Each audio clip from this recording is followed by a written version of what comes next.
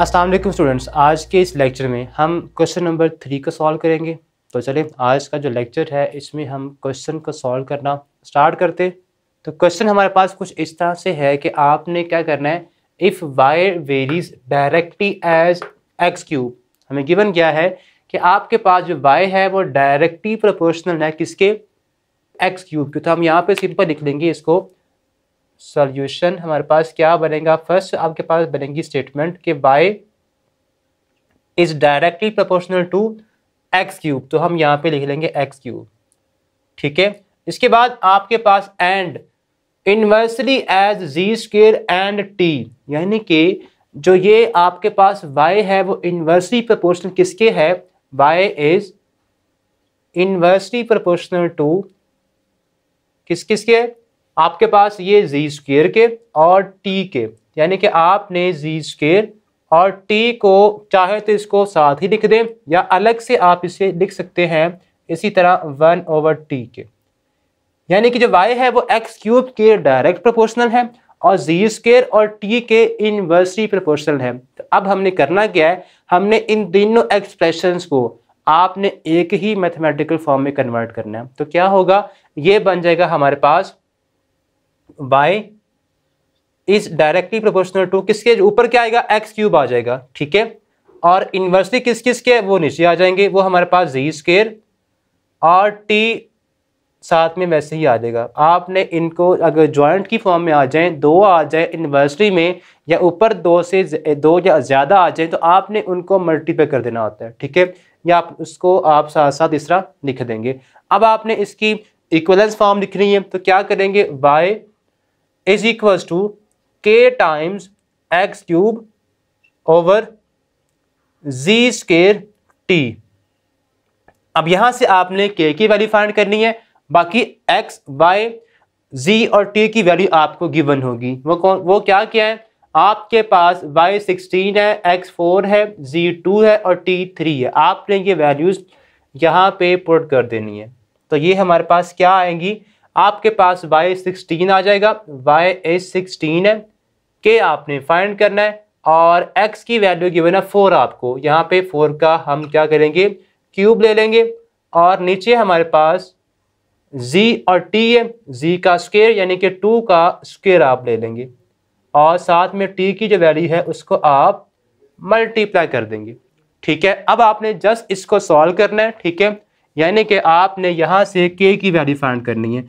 तो 16 is equal to 4 का cube क्या होता है, 64 होता है। तो आप 64 को पहले लिख लें और k को उसके बाद उसके वेरिएबल में। नाउ 2 का स्क्वायर 4 4 3 12, तो ये 12 बन जाएगा।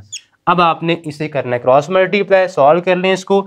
ये आपके पास आ जाएगा 12 16 को आप मल्टीप्लाई कर दें किसके साथ, 12 के साथ, और 64 इधर आके डिवाइड हो जाएगा इज इक्वल्स टू, ये हमारे पास के की वैल्यू आ जाएगी, ठीक है।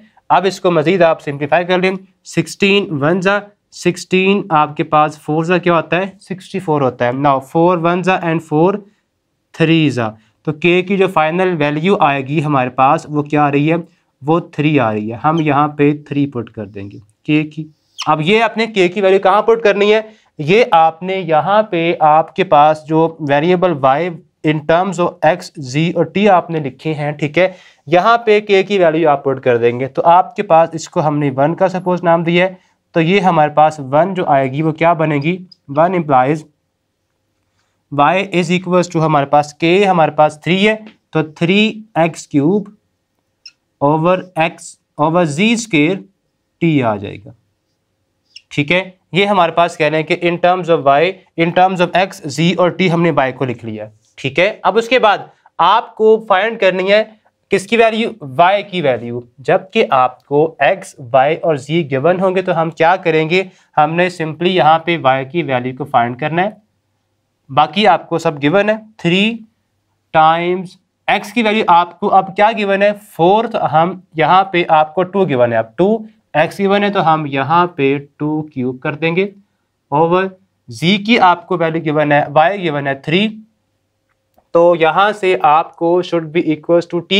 ये आप कह लें कि आपके पास वैल्यू तो यहाँ से आपके पास जो z की वैल्यू आएगी, यहाँ इस z की वैल्यू वो 3 है, तो हम यहाँ पे 3 पुट कर देंगे, उसका स्क्वायर लेंगे तो ये स्क्वायर आ जाएगा। उसके बाद यहाँ से t की जो वैल्यू है वो 4 है, तो हम यहाँ पे 4 पुट कर देंगे सिंपली। ठीक है, इसको सॉल्व कर लें। सो y इक्वल आ जाएगा 2 का क्यूब क्या होता है 8, 8 को जब आप 3 के साथ मल्टीप्लाई करेंगे तो ये आ जाएगा 24। 3 का स्क्वायर 9 इंटू 4, 4 1 ज़ा एंड 4 2 ज़ा, 3 1 ज़ा 3 3 ज़ा। सो y की जो वैल्यू बचेगी आफ्टर कटिंग वो 2/3 बच रही है, 2/3। ये आपके पास फाइनल y की वैल्यू आ जाएगी या आ गई है। ठीक है, इस तरह आपने क्वेश्चन नंबर 3 को सॉल्व करना था, जो कि हमने सॉल्व कर लिया। अब हम चलते हैं क्वेश्चन नंबर 4 की तरफ। तो जी स्टूडेंट्स, अब हमारे पास क्वेश्चन नंबर 4 जो हम सॉल्व करेंगे उसमें हमें जो इक्वेशंस गिवन है, ठीक है, उनको हमने मैथमेटिकल फॉर्म में कन्वर्ट कर लिया। वो हमारे पास क्या बनती हैं, u varies as directly x square. उसके बाद u जो आपके पास है ये इनवर्सली वेरी है as y and z cube के। ठीक है, product of y z cube के इनवर्सली वेरीज, तो हमने इसको इस फॉर्म में कन्वर्ट कर लिया।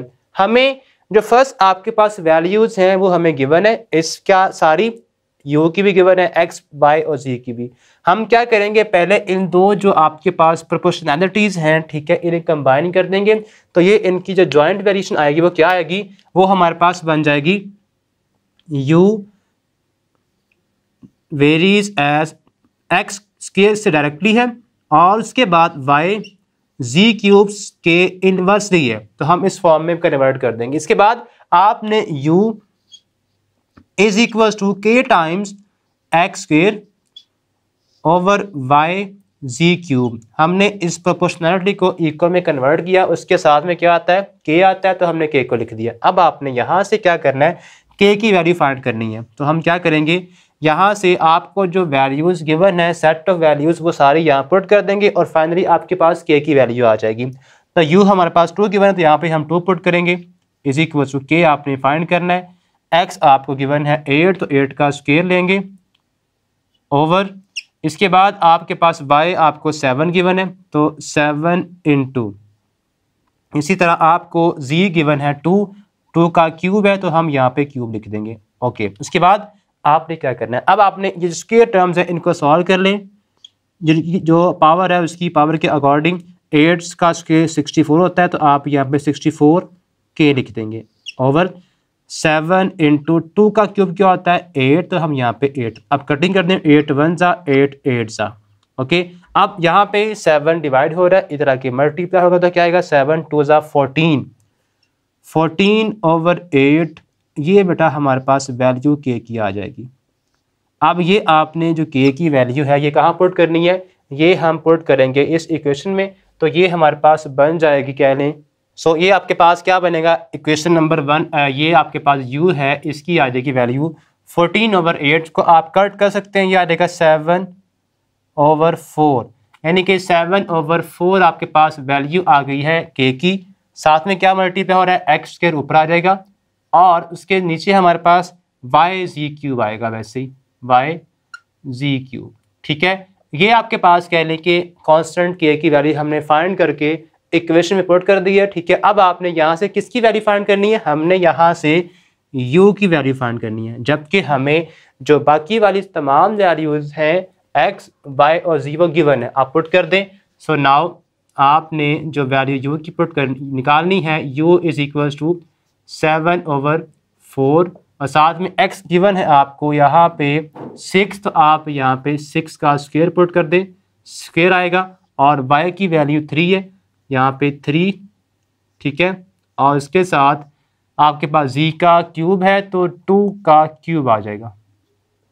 ठीक है, अब आप इसको भी सिंप्लीफाई कर लें, 7 ओवर 4 इंटू 36 ओवर 3 इंटू 2 का क्यूब 8 होता है, तो इसको अब आपने सिंप्लीफाई करना है। तो क्या करेंगे, 4 9 ज़ा होता है, ऐसे ही 3 3 ज़ा।